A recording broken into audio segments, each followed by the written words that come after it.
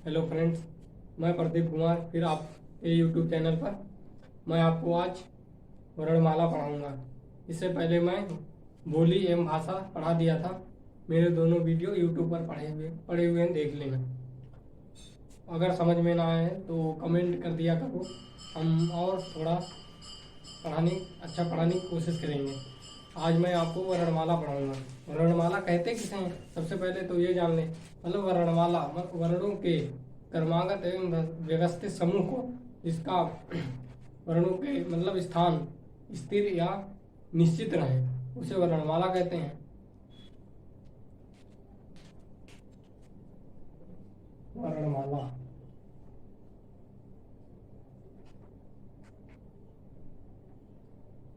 मतलब वर्णमाला कहते किसे हैं, सबसे पहले ये जान लें।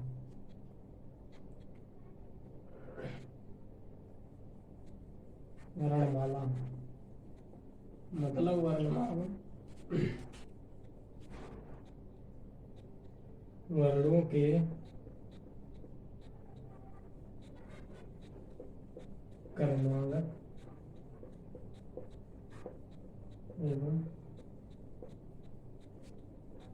एवं व्यवस्थित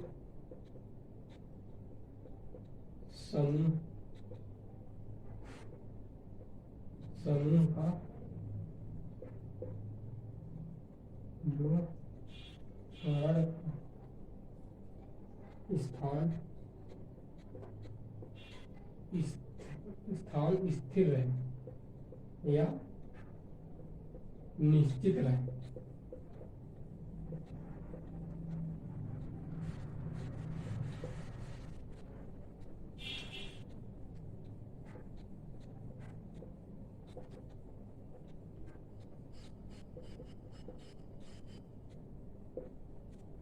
वर्णमाला वर्णों के क्रमागत एवं व्यवस्थित समूह का, जिसका वर्णों का स्थान स्थिर या निश्चित रहे, उसे वर्णमाला कहते हैं। अब बात कर लेते हैं वर्णमाला कितने प्रकार के होते हैं।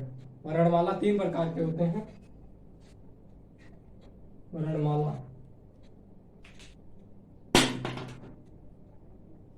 कितने प्रकार के होते हैं ये सब जान लो। नंबर 1 स्वर, नंबर 2 आयोगवाह, नंबर 3 व्यंजन।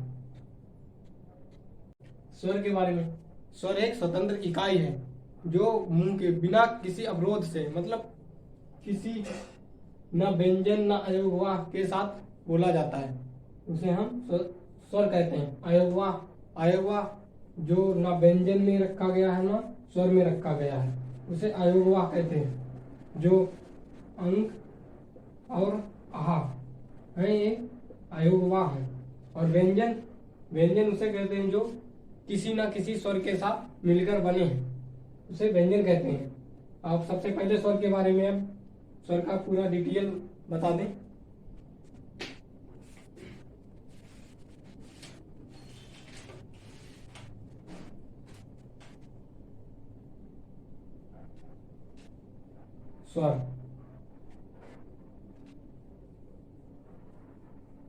स्वर एक स्वतंत्र इकाई है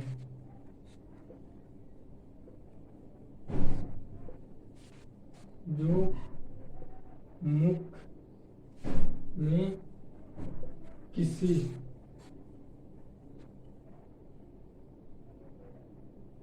बिना किसी अवरोध से बोला जाता है, बिना किसी अवरोध से बोला जाता है,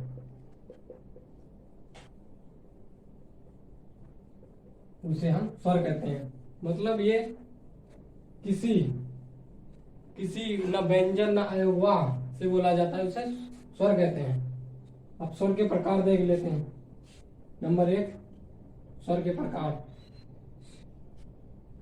मात्रा या उच्चारण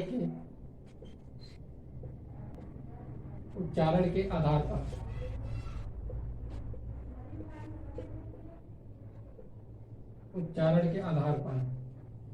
मतलब मात्रा या उच्चारण के आधार पर। मात्रा मतलब मात्रा या उच्चारण है, ये किसी ना किसी मतलब अपने आप में मात्रा है ये सब। तो इसमें भी निम्न प्रकार है। सबसे नंबर 1 ए हर्ष स्वर या मूल स्वर या लघु स्वर या एक मात्रिक स्वर भी कहते हैं। मतलब चाहे हर्ष स्वर कह लें या मूल स्वर कह लें या लघु स्वर या एक मात्रिक स्वर कह लें, एक ही बात है। तो मतलब हर्ष मतलब छोटा, मतलब कम कम पढ़ा जाए, धीरे से पढ़ा जाए, उसे ही हर्ष स्वर, मूल स्वर या लघु स्वर या मात्रिक स्वर कहते हैं। तो इनका उदाहरण देख लेते हैं। उदाहरण मतलब अ इ उ री, ये 4 मतलब मूल स्वर है या हर्ष स्वर है, मतलब छोटा, सबसे छोटा। आ इ उ री। अब बात कर लेते हैं बी। बी की बात कर लेते हैं। दीर्घ दीर्घ स्वर या द्विमात्रिक स्वर।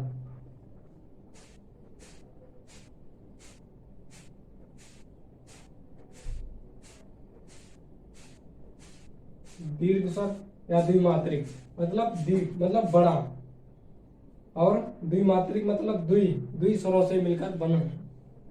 तो इनका उदाहरण, इनमें भी मतलब 2 प्रकार के हैं, एक विजातीय, एक सजातीय। नंबर तो विजातीय। सजातीय जो मतलब 2 स्वरों आपस से मतलब सज धज कर बने हों, उसे सजातीय कहते हैं। और विजातीय मतलब इसे संयुक्त भी कहते हैं। विजातीय मतलब इनके इस वाले स्वर से मिलकर बने हैं, उसे विजातीय कहते हैं। तो इनका उदाहरण, सजातीय का उदाहरण, इसका उदाहरण हो जाएगा आ प्लस आ, तो हो जाएगा बड़ा आ। ई प्लस ई, बड़ी ई हो जाएगा। टू उ प्लस उ, तो बड़ू उ हो जाएगा। तो इनकी संख्या 3। और विजातीय का उदाहरण देख लेते हैं। यही आ प्लस ई क्या बन जाएगा ए, और आ प्लस ए आय बन जाएगा आय, और आ प्लस उ तो क्या बन जाएगा ओ, और आ प्लस ओ क्या बन जाएगा औ बन जाएगा। तो इनकी संख्या 4। तो ये दोनों दीर्घ स्वर या द्विमात्रिक स्वर कितने हैं? 7। और कुल देखा जाए तो 7 इसके और 4 इसके, तो 11। तो कुल स्वर कितने हैं? 11। और आयोगवाह 2, तो 13 लिखे जाते हैं, मगर 2 आयोगवाह होते हैं। और ये कितने हैं? 11। अब मात्रा या उच्चारण के आधार पर नंबर ए, नंबर बी देख लिया। अब नंबर सी इसके 3 भाग हैं। तो इसमें प्लुप्त स्वर।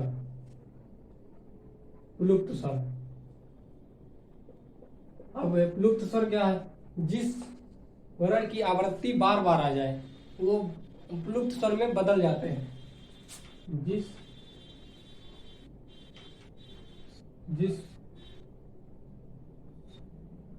वर्ण की आवृत्ति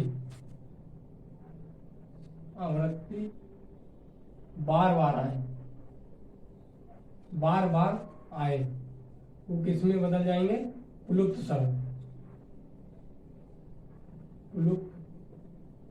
स्वर में बदल जाएंगे। और इसका उदाहरण देख लेते हैं। कहते हैं ना ओम, ओम ऐसे लिखते हैं। राम कहते हैं राम राम राम। तो इनकी संख्या कितना होता है ये देख लेते हैं, 7। 7 ये दीर्घ स्वर और द्विमात्रिक स्वर का, और एक आ मतलब हर्ष स्वर का छोटा, इनकी संख्या 8 होती है। तो इनकी संख्या कितनी होती है 7, और हर्ष स्वर की संख्या कितनी होती है 4।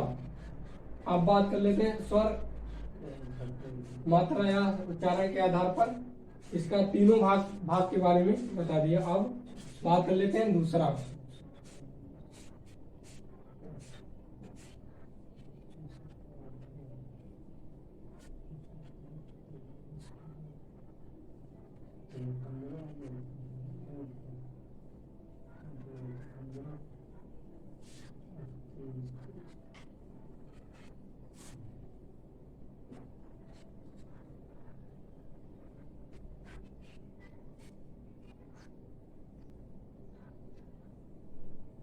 नंबर स्वर के दूसरा नंबर, स्वर का दूसरा नंबर,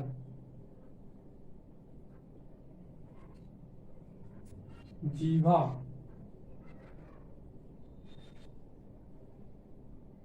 जीवा या पर्यटन के आधार पर,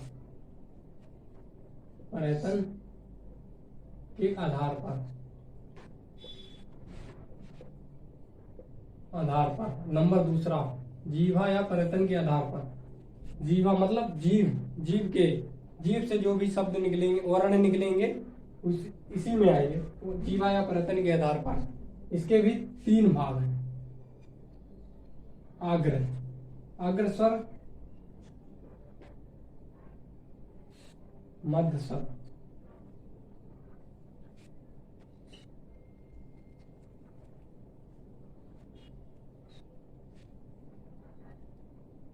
पश्च स्वर। अग्र स्वर, मध्य स्वर, पश्च स्वर। अब अग्र स्वर किसे कहते हैं? ये जो जीव के आगे वाले भाग से जो बोला जाएगा वो अग्र स्वर, और मध्य स्वर जो मतलब जीव के मध्य वाले, जो बीच वाले भाग से बोला जाएगा, और पश्च मतलब पीछे वाले भाग से।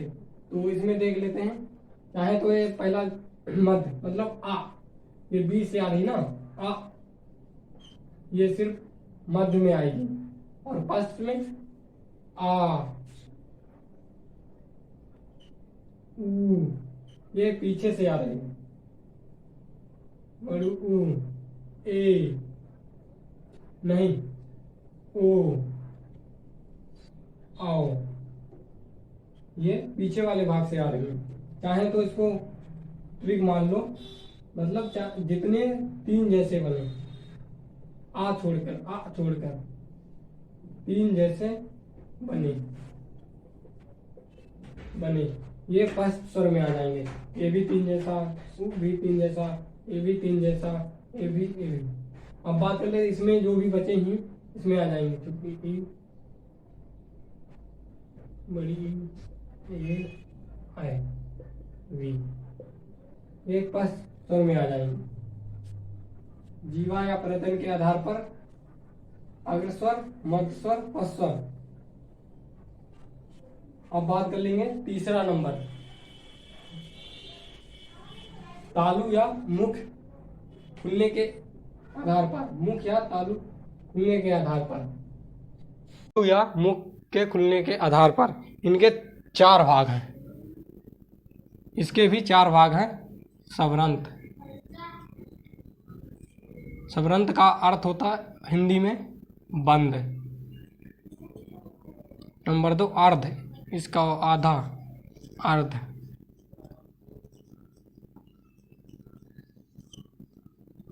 आधा बंद।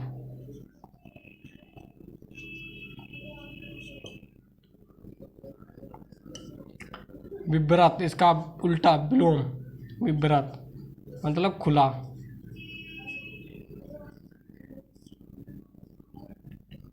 इसका अर्थ, इसका आधा अर्ध विवृत,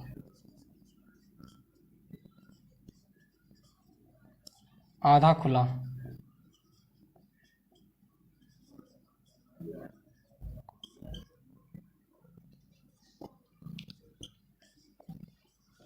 तालु या मुख के खुलने के आधार पर, मतलब तालु या मुख, मतलब तालु मतलब जीभ, नहीं तालु तालु ये मुंह, खुलने के आधार पर। तो इसमें सबरंत मतलब बंद, अर्ध सबरंत आधा बंद, विवृत मतलब खुला पूरा, अर्ध विवृत मतलब आधा खुला। तो इस सबसे पहले खुला पूरा देख लेते। ए आ इसमें आ जाएगा बड़ा आ, और इसका उल्टा आधा खुला हो जाएगा छोटा आ। अब बात कर लेते हैं सबरंत में। इसमें बंद मतलब ई, पूरा मुंह बंद है ई, और बड़ी ई ये भी बंद है, ऊ ये भी बंद है, और बड़ू ऊ वो भी बंद है। अब बात कर लेते हैं इसमें अर्ध समरंत। इसमें चाहे तो ए ओ औ इनकी बात कर लेते हैं। ये उठा के यहाँ रख दो ए, और ये उठा के यहाँ रख दो ए आए, और इसको उठा के यहाँ रख दो ओ, और इसको उठा के यहाँ रख दो आओ। तो बंद पूरा बंद ई, बड़ी ई ऊ बड़ू ऊ, और अर्ध सबरंत में आधा बंद ए ओ, विवृत में खुला पूरा आ, और अर्ध विवृत में आधा खुला में आ। ये चाहे इसको ऐसे लिख लो, ये इसको उठा के यहाँ रख दो, इसको उठा के यहाँ रख दो, और इसको उठा के यहाँ, इसको यहाँ पर। अब तालु या मुख खुलने के आधार पर बता दिया, तीसरा था ये। अब आ गया चौथा।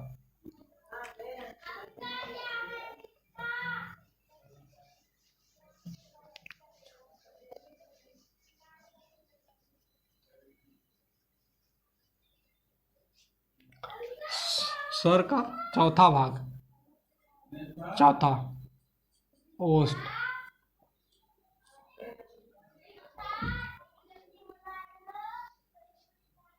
ओष्ठ के ओष्ठ या मुंह गोल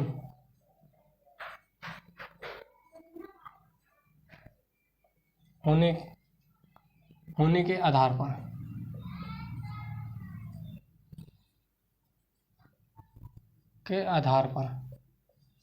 और इसमें ओष्ठ मतलब ओठ मतलब गोल हो जाए, जिस वर्ण को हम बोले ओष्ठ गोल हो जाए, जैसे उ बड़ू ऊ ओ औ गोल हुआ। तो इसमें भी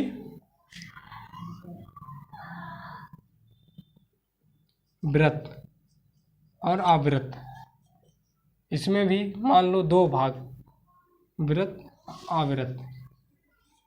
वृत्त का मतलब गोल, जिस वर्ण को हम बोले गोल हो जाए, मुंह गोल जैसा हो जाए। तो इसमें जैसे ऊ, उदाहरण ऊ बड़ू ऊ ओ आओ, और बाकी जितना बचे टा टी ई बड़ी ई ए आए, ये आवृत्त में आ जाएंगे और ये वृत्त में आ जाएंगे। अब मैं स्वर के 4 प्रकार थे, चारों प्रकार के बारे में बता दिया, उनके अंदर के जितने प्रकार थे उनके बारे में मैंने बता दिया। अब बात कर लेते हैं स्वर।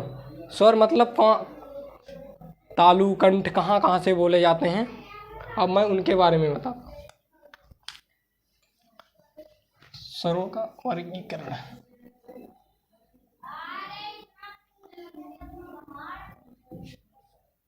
या स्वरों का स्थान कह लें, स्वरों का स्थान।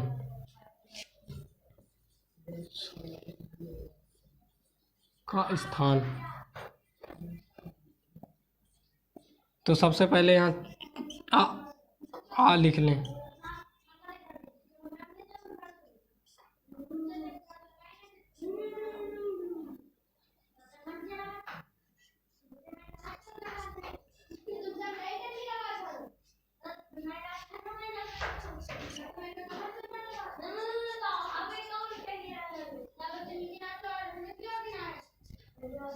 तो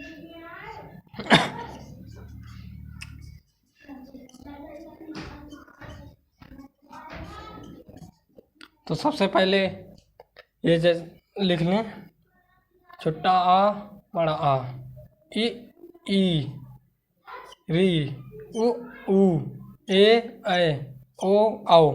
अब इनका स्थान देख लें, ये आ और बड़ा कहाँ से बोलते हैं? आ, ये कंठ से आ रही है, कंठ। तो कंठ, ये जो कंठ है ये कंठ से आ रही है। ई ई ई, ये किससे आ रही है? तालु से, तालु से। और री किससे आ रही है?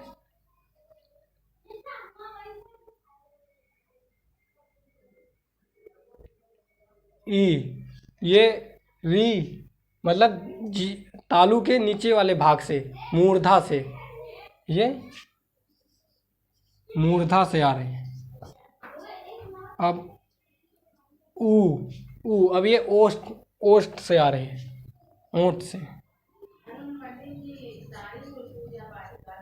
ओष्ठ। अब इनके बात कर लेते हैं। ए, ये कंठ और तालु से मिलकर आ रहे हैं। ए कंठ से और ए जीभ से भी आ रही है, तो ये कंठ तालव्य, कंठ तालव्य, कंठ तालव्य से। और ओ औ, ये किससे आ रही है?